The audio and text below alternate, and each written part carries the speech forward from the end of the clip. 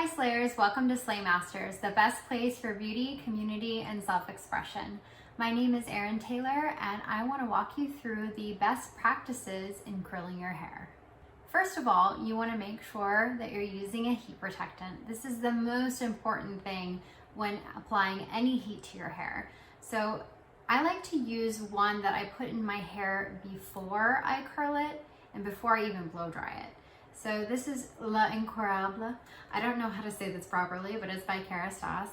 And this adds heat protection, but it also helps the curl to hold. It's a pretty incredible technology.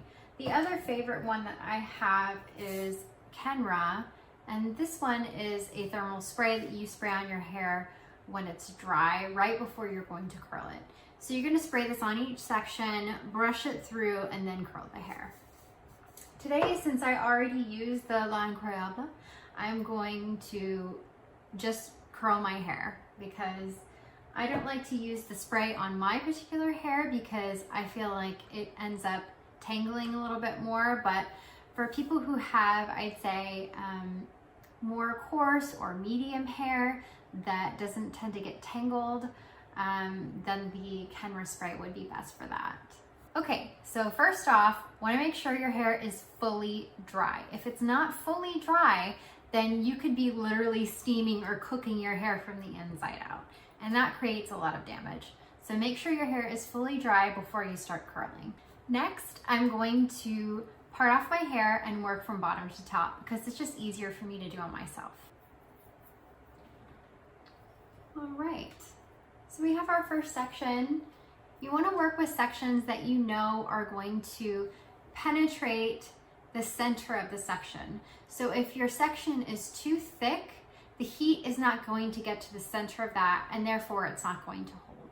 So make sure you're taking manageable sections, but also sections that are going to be fully heated from the inside out. Also, you want to pay attention to the temperature gauge on your iron. If you're going in and using, let's say 430, that's really high, and that's what I like to use on my hair even though it is fine because I don't leave it on very long. If you have thicker hair or coarser hair, sometimes you can do a higher heat and leave it on a little bit longer because it needs to really take that shape. My hair takes the shape really fast. So if you're going to use high heat, make sure you're not leaving it on too long. This is a 1 1/4 inch iron. I got this from Wavy. It's ceramic porcelain, and I feel like it moves through the hair, passes through the hair very easily as opposed to the golden hot tools. Those work for some people, but I find that if you have any product on your hair, sometimes your hair gets stuck on there. So I just prefer to use these. And I usually start at the top and start curling from there, just feeding the hair into the iron as I go, because you'll find that most of the time your hair is going to hold the curl on the end, especially if it's long, but the root and the mid shaft of the hair, it doesn't hold curl quite as well. So you want to make sure you're focusing on that first and then just feeding the hair, the ends into the iron. And once you feel like it's pretty hot, you want to go ahead and release. Again, you don't want to leave it on there too long. Another best practice I find is I see a lot of people going in and going through with the iron a bunch of times before they start curling it. And what you're doing is you're smoothing out and straightening the hair. So you're kind of doing the opposite of what you want to do. So make sure you get a good blow dry in, that it's smooth, that it's dry, and then just wrap the curling iron around the hair or wrap the hair around the curling iron, and it'll hold the curl a lot better. So don't go through and straighten it and then try to curl it. It's very counterintuitive.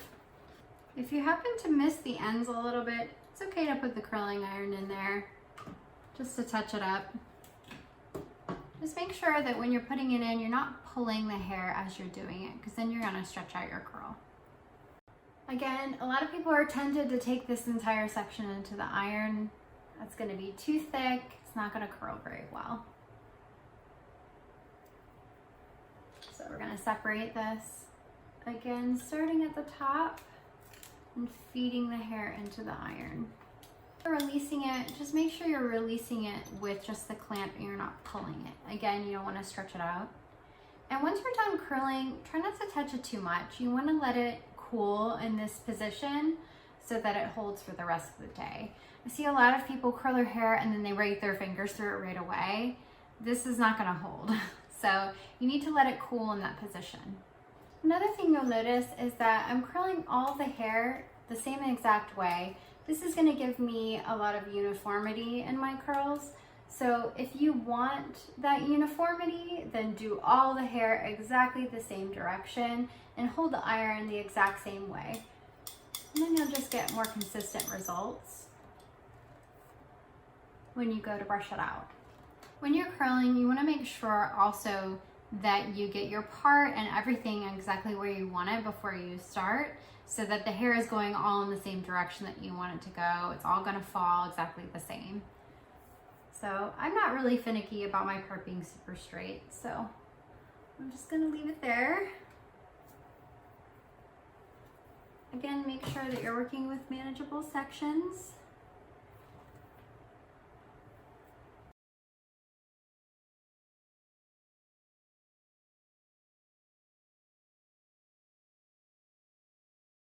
Okay, once your hair has had the time to cool down, you want to brush through it.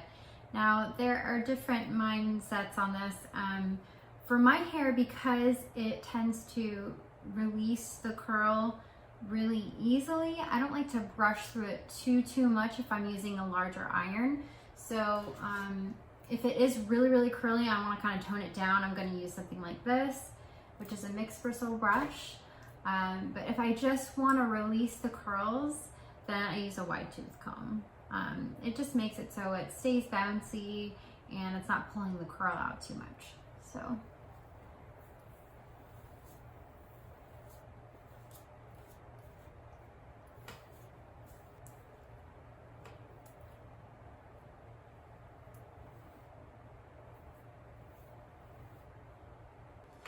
Thanks for watching Slaymasters. My name is Erin Taylor and I'll see you next time. Don't forget to slay all day.